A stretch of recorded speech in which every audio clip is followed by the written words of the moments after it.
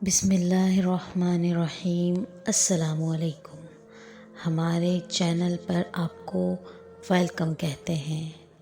روزانہ ایک نئی سچی کہانی سننے کے لیے اس چینل کو سبسکرائب کر لیجئے، کیونکہ نئی کہانیاں صرف سبسکرائبرز کو ہی ملیں گی۔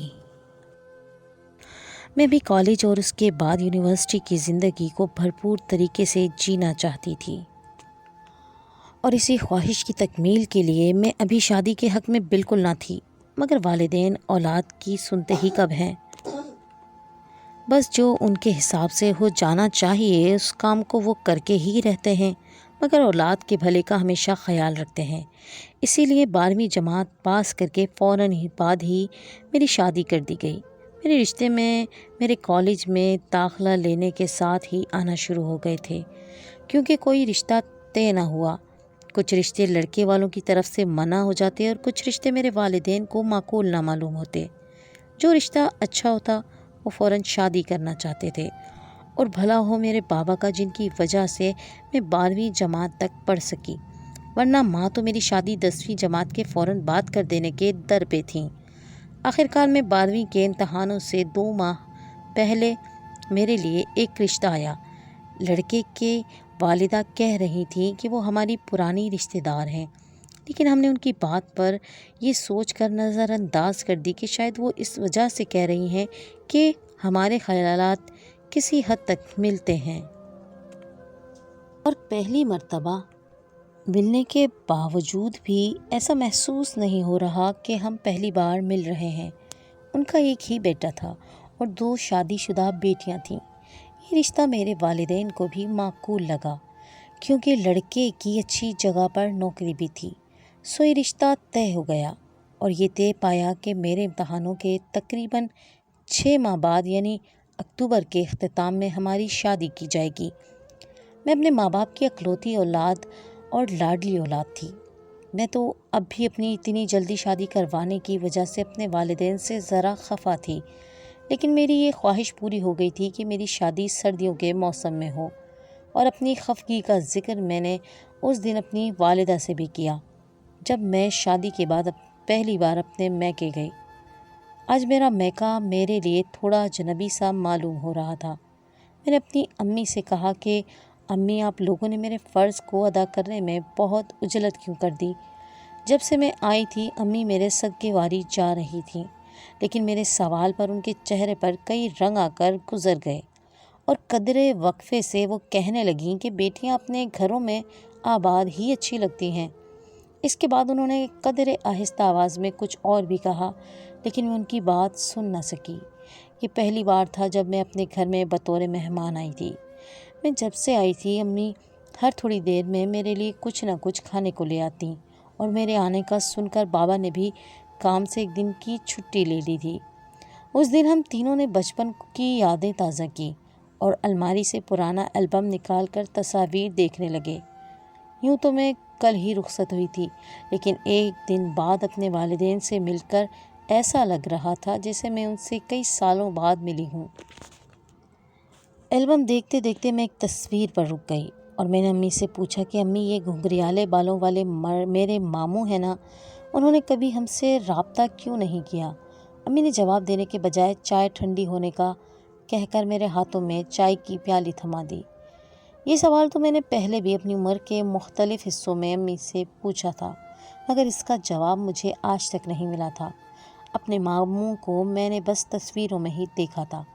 اس دن میں رات کے کھانے کے بعد اپنے سسرال واپس آ گئی تھی، اور اگلے دن بخیر و عافیت ہمارے ولیمے کی تقریب بھی اپنے اختتام کو پہنچی تھی۔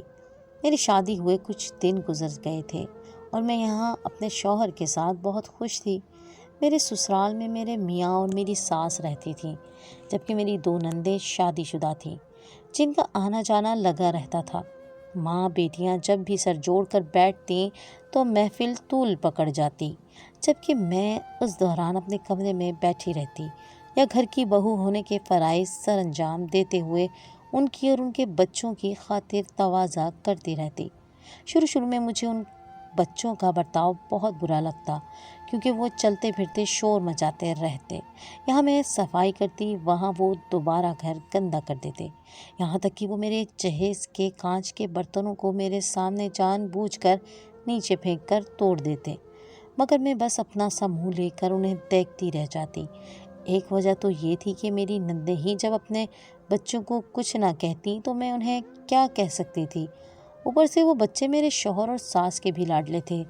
میری بڑی نند کی ایک بیٹی 10 سال کی تھی اور دوسری نند کے 2 8 سال کے جڑواں بیٹا بیٹی تھے۔ میری ساس میرے رویے سے بہت خوش تھیں اور ان کا میرے ساتھ رویہ بہت اچھا تھا۔ میری زندگی بہت سلیس چل رہی تھی۔ صبح اٹھ کر میاں کے لیے ناشتہ، ساس کے لیے پھیکی چائے اور رات کے کھانے کا بچا ہوا سالن گرم کرتی، پھر گھر کی صفائی کرتی اور اس کے بعد میرا سارا دن یوں ہی گزرتا رہتا۔ ایک شام میری ساس نے میرے کمرے میں آ کر مجھے ایک گلاس دودھ کا پکڑایا اور کہا، یہ دوا لے لو، یہ طاقت کی گولیاں ہیں، اس سے تمہارے ہاں جلد خوشخبری ہوگی اور تم اور بچہ دونوں ہی صحت مند ہوں گے، اور مجھے میرا پوتا کمزور نہیں چاہیے۔ انہوں نے مجھے شفقت سے کہتے وہ دوا دی اور زیر لب مسکرائیں۔ مروت میں ان سے دوا لے کر فوراً ان کے حکم کی تعمیل کی۔ وہ مجھے دعا دیتے ہوئے چلی گئیں اور میں کانوں میں ہینڈ فری لگا کر ریڈیو میں اپنے پسندیدہ پوسٹ کا پروگرام سننے لگی۔ ابھی شام بھی نہیں ہوئی تھی، میرے میاں شام ڈھلے گھر آ جاتے تھے۔ ابھی میرے میاں کے گھر آنے میں کچھ وقت باقی تھا، لیکن مجھے بہت تھکن ہو رہی تھی اور میرا سر بھاری ہو رہا تھا۔ وہیں صوفے پر نیند دراز ہو کر میں کب سو گئی مجھے پتہ ہی نہ چلا۔ جب میری آنکھ کھلی تو میرا کمرہ بکھرا پڑا تھا۔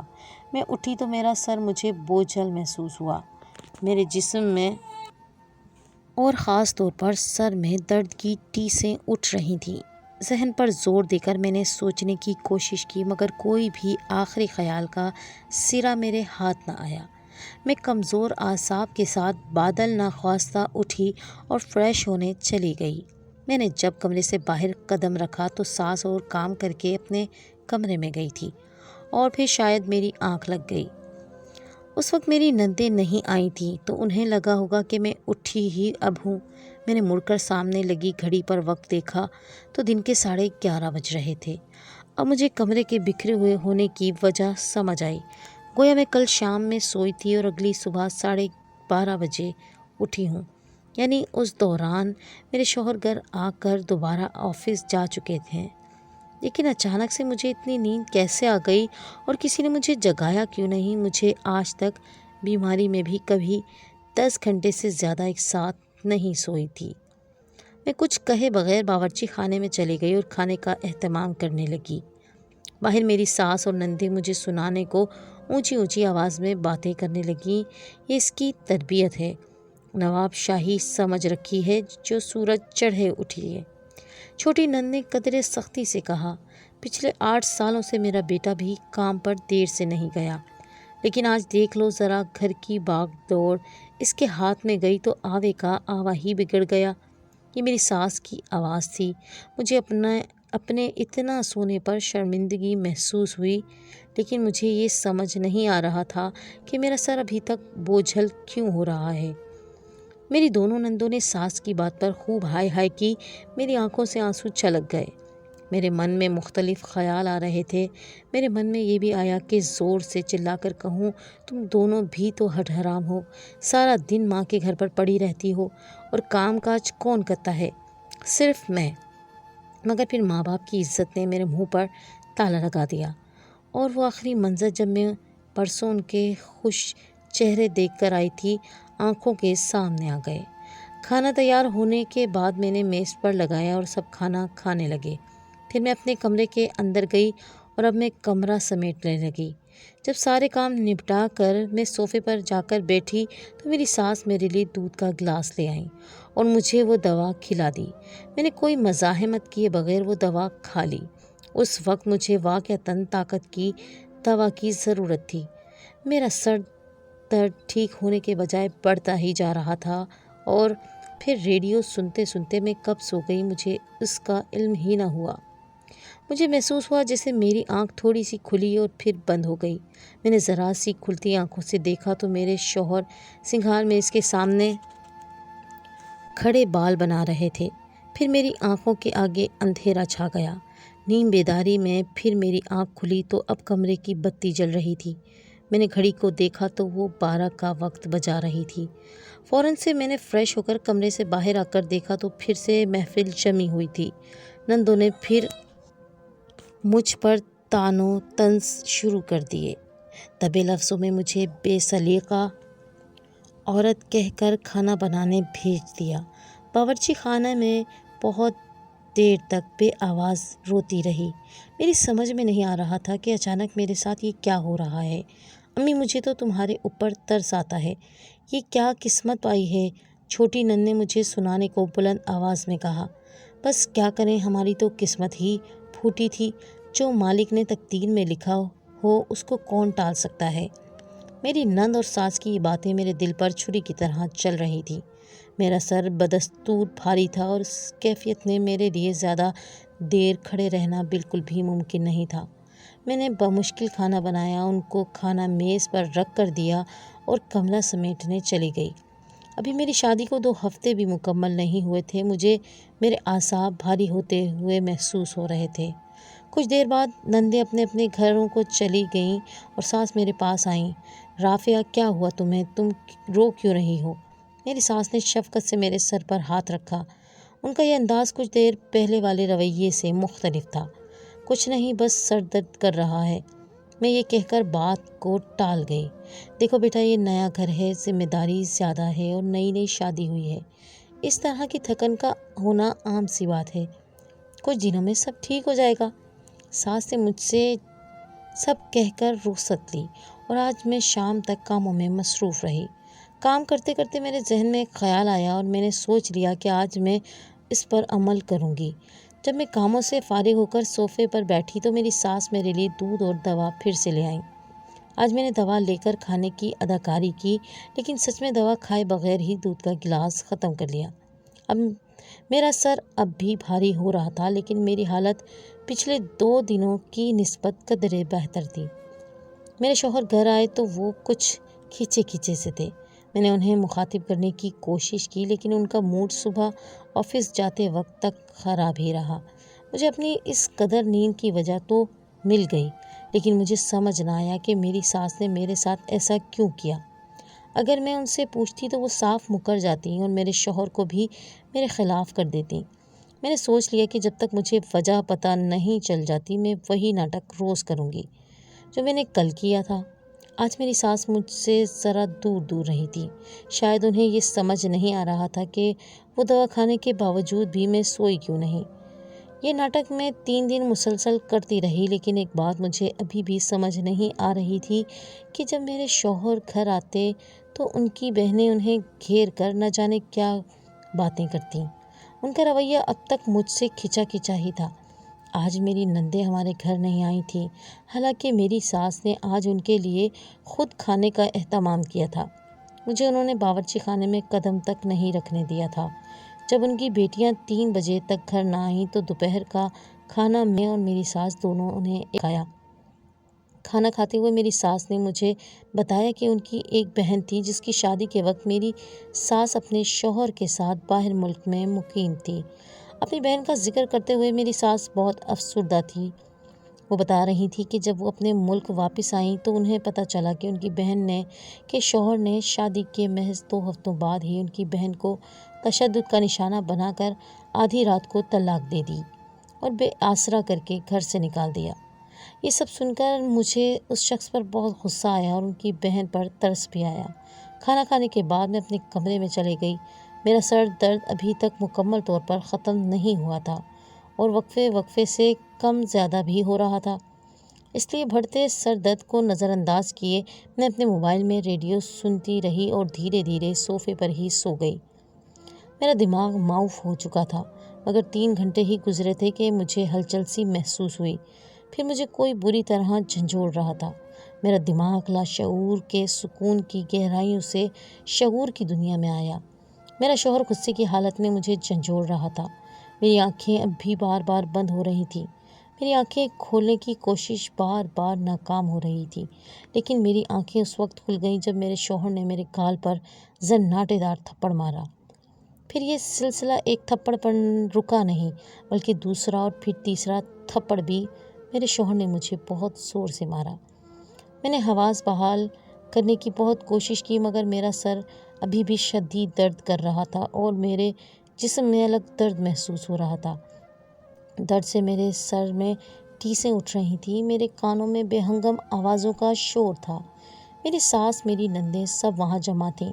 کالج کی لڑکی ہے، نشے کرتی رہی ہوگی کالجوں میں، میری ساس نے مصنوعی افسوس سے کہتے بیٹے کی ڈھارس بندھائی۔ نندوں نے بھی بھائی کو غصہ دلایا، یہ دیکھو اس کا موبائل، گھنٹوں تمہارے جانے کے بعد کمرے میں بند کسی سے باتیں کرتی رہتی ہے۔ میری بڑی نند نے یہ کہہ کر میرے شوہر کو اور تیش دلایا، تمہارے آفس سے واپس آنے سے پہلے ہی اپنا معاشقہ لڑا کر سو جاتی ہے۔ چھوٹی نند نے مزید میرے شوہر کو بھڑکایا، تم میرے پیٹھ پیچھے یہ کارنامے کرتی رہی ہو اور میں نے اپنی بہنوں کی بات پر یقین نہیں کیا۔ کاش میں اسی دن ان کی بات مان لیتا جب تم میرے آفس سے واپس آنے پر مجھے بے سود پڑی ملی تھی۔ میرے شوہر نے موبائل کی جانب دیکھے بغیر ہی مجھے باتیں سنائیں، کچھ الفاظ ادا کیے جو مجھے اس شور میں بھی واضح نہیں سنائی دیے۔ میرے شوہر نے ایک ہی سانس میں 3 مرتبہ یہ جملہ دہرایا، میں تمہیں طلاق دیتا ہوں۔ میں جو کب سے کچھ سمجھنے اور اپنی نندوں کے الزام سننے کے بعد کچھ کہنے کی کوشش میں ہلکان ہو رہی تھی، یہ سنتے ہی میرے اندر موجود قوت بھی جواب دے گئی۔ میرے شوہر نے مجھے ہاتھ سے پکڑ کر باہر کی طرف کھینچا اور سردی کی اس اندھیری رات میں مجھے گھر کے باہر دھکیل دیا۔ میں ابھی سب کچھ سمجھ نہ سکی تھی، میرا ذہن معاف ہو چکا تھا، سوچنے سمجھنے کی حس میرے اندر کہیں مر گئی تھی۔ میری شادی کے فقط 2 ہفتوں کے اندر ہی مجھے میرے تشدد کا نشانہ بنا کر گھر سے باہر نکال دیا تھا۔ گھر سے باہر اب میری عزت محفوظ نہ تھی، لیکن میرا جسم بری طرح ٹوٹ رہا تھا اور میں وہیں دہلیز پر گر کر بے ہوش ہو گئی۔ اس کے بعد میرے کانوں میں جو آواز آئی وہ فجر کی اذان تھی۔ ابھی میں ہوش میں آئی ہی تھی کہ مجھے دروازے کی کنڈی کھلنے کی آواز آئی۔ میری ساس نے باہر آ کر مجھے ٹھوکر ماری اور کہا، آج تیرے ساتھ مکافات عمل ہوا ہے۔ مجھے سمجھ نہ آئی کہ ان کی بات کا پس منظر کیا ہے۔ میری ساس مجھے باتیں سنا کر دوبارہ گھر میں چلے گئی۔ اس وقت میرے تن کو ڈھانپنے کے لیے میرے پاس ایک چادر تک نہ تھی اور مجھے بے حد ٹھنڈ محسوس ہو رہی تھی۔ میں نے خود کو سنبھالا اور اپنی حالت زار کے بارے میں سوچتے ہوئے اور کراہتے ہوئے اپنے میکے کی راہ لی۔ میں گھر پہنچی تو دروازے پر مردوں کے سے انداز میں دستک دی۔ میں اپنے سسرال سے یہاں تک یہی دعا مانگتی ہوئی آ رہی تھی کہ میری جان اللہ اپنے قبضے میں لے لے اور میرے والدین کو اس دکھ سے بچا لے، اور اس امید کے تحت کہ میری یہ دعا قبول ہو جائے گی میں نے اپنے میکے کا دروازہ بہت آہستہ بجایا تھا، مگر میرے والد دروازے کی جانب چلتے ہوئے آئے اور میری دعا قبول نہ ہوئی۔ کون ہے؟ ان کی کڑک دار آواز سن کر میں رونے لگی۔ انہوں نے میرے رونے کی آواز سن کر فوراً دروازہ کھولا۔ میری حالت دیکھ کر میرے والد کو بہت صدمہ پہنچا، ان کی آنکھوں سے آنسو چھلک گئے، لیکن وہ امی کی طرح بکھرے نہیں تھے۔ انہوں نے اپنے اعصاب پر قابو پا لیا اور ہمت سے کام لیتے ہوئے ہمیں سنبھال لیا۔ بابا مجھے قریبی ہسپتال لے گئے، جہاں میری حالت دیکھ کر ڈاکٹر نے کچھ ضروری ٹیسٹ کروانے کی تجویز کی۔ میرے ٹیسٹ ہوئے اور رپورٹس سے معلوم ہوا کہ مجھے نشہ آور گولیاں کافی زیادہ مقدار میں دی گئی تھیں، یعنی میرا شک صحیح تھا، وہ گولیاں میری ساس مجھے جان بوجھ کر دیتی تھی، لیکن کیوں، یہ بات میں سمجھ نہ سکی۔ پھر مجھے یاد آیا کہ اس دن دوپہر کے وقت کھانا میری ساس نے اکیلے کھڑے ہو کر بنایا تھا۔ یقیناً میری ساس نے مجھے کھانے میں وہ دوا ملا کر دی تھی، اس لیے میں اس دن بھی بے ہوشی کی نیند سو گئی تھی، یعنی وہ سب بھی میرے خلاف ایک سازش تھی۔ بابا نے پولیس کمپلین کی اور میری رپورٹ کی بنیاد پر میری ساس پر کیس کیا گیا۔ یہ بات جب میرے شوہر کو عدالت کے ذریعے پتہ چلی تو وہ اپنی بہنوں اور ماں سے لا تعلق سار رہنے لگا۔ میری طلاق کے 1.5 ماہ بعد میری دونوں نندوں کی بھی طلاق ہو گئی، جس کا سبب وہ پولیس کیس بنا جو ان دونوں بہنوں اور میری ساس کے خلاف چل رہا تھا۔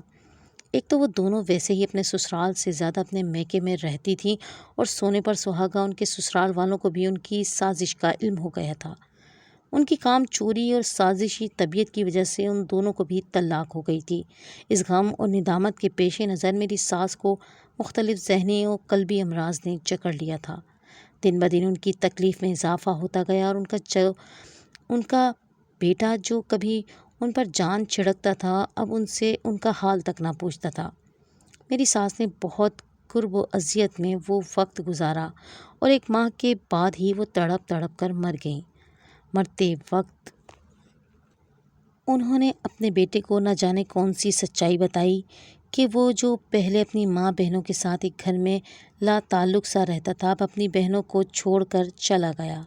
مرتے ہوئے میری ساس نے اپنے بیٹے کو یہ بھی بتایا کہ میری نندوں نے میرے کردار پر بلا وجہ کیچڑ اچھالا تھا اور میں کسی سے رابطے میں نہیں تھی، جس کی وجہ سے اس نے اپنی بہنوں سے رابطہ تک ختم کر دیا اور ماں کی موت کے غم میں وہ 1 ماہ آفس بھی نہیں گیا، جس کے نتیجے میں اس کی نوکری بھی چلی گئی اور وہ خود بھی در در کی ٹھوکریں کھانے لگا۔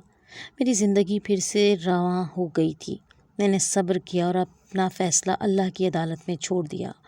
میری دوبارہ شادی ہو گئی اور میرا شوہر تمام حقیقت جاننے کے باوجود مجھ سے بے پناہ محبت کرتا ہے، لیکن آج بھی مجھے یہ سمجھ نہیں آتا کہ میری ساس نے آخر میرے ساتھ ایسا کیوں کیا۔ پھر ایک دن میری سابقہ نند میرے میکے میں میرے لیے ایک خط چھوڑ گئیں جو میری ساس نے اپنی موت سے کچھ دن پہلے لکھا تھا۔ وہ خط پڑھ کر مجھ پر جو انکشاف ہوا اس نے مجھے چند پل کے لیے ساکت کر دیا۔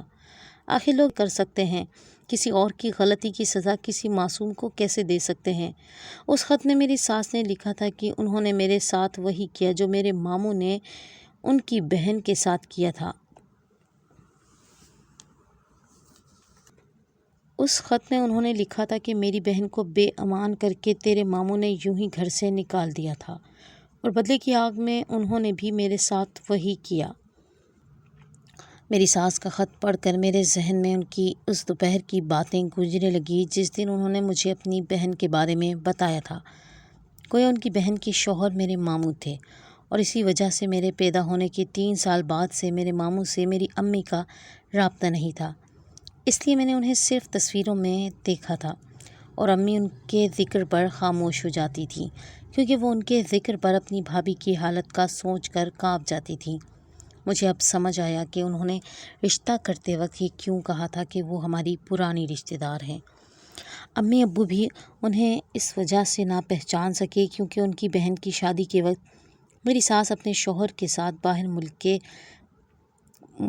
قیام پذیر تھیں اور میری شادی میں انہوں نے اپنے بہت ہی کم رشتہ داروں کو مدعو کیا تھا۔ میری ساس نے مجھے بتایا تھا کہ ان کی بہن کی طلاق کے بعد ان کے رشتہ دار ان کی بہن کو مورد الزام ٹھہراتے رہے، اسی وجہ سے انہوں نے اپنے رشتہ داروں سے تعلق ختم کر لیا تھا۔ اب مجھے سمجھ آیا کہ میری والدہ میری شادی اس لیے جلدی کر دینا چاہتی تھیں تاکہ میں یہ سب جان نہ چاہوں یا پھر تاکہ کوئی میری شادی کے بعد میرے ماضی پر سوال نہ اٹھا سکے۔ اب مجھے میرے اس سوال کا جواب بھی مل گیا کہ جب میں پہلی بار ایک رات بے ہوشی کی نیند سوئی تھی تو کسی نے مجھے اس لیے نہیں اٹھایا تھا کیونکہ میری ساس اور نندوں کی سازش کے نتیجے میں ہی میں بے ہوش ہوئی تھی اور میرے شوہر کو وہ تینوں میرے خلاف بھڑکا چکی تھیں۔ اس لیے ہی میرے شوہر کا رویہ مجھ سے اتنے دن کھچا رہا تھا۔ یہ سب جان کر مجھے بے حد افسوس ہوا، لیکن اب میں اپنی زندگی میں آگے بڑھ چکی تھی۔ میری ساس اور پورا سسرال میری بہت عزت کرتے ہیں اور میں اپنی زندگی میں بہت خوش ہوں۔ میرے والدین بھی مجھے خوش دیکھ کر اپنی زندگی مکمل آسودگی سے گزار رہے ہیں۔ اب مجھے یہ بھی علم ہوا کہ میری مامی کو طلاق دینے کے کچھ عرصے بعد ہی میرے ماموں نے خودکشی کر لی تھی، اس لیے ہی ان کا ذکر ہمارے گھر میں نہیں ہوتا تھا کیونکہ امی نہیں چاہتی تھیں کہ ان کی اولاد ان کے اکلوتے بھائی کی اصلیت جان کر ان کے بھائی سے نفرت کرے۔ مجھے اب احساس ہو گیا ہے کہ جب ہم خدا کے قانون کو اپنے ہاتھوں میں لینے کی کوشش کریں گے تو ہماری ذات حقیر و رسوا ہو جائے گی۔ بے شک انصاف رب تعالیٰ ہی کرتا ہے اور اس بات کی زندہ مثال میں میرے سابقہ شوہر اور میرے سسرال والے ہیں۔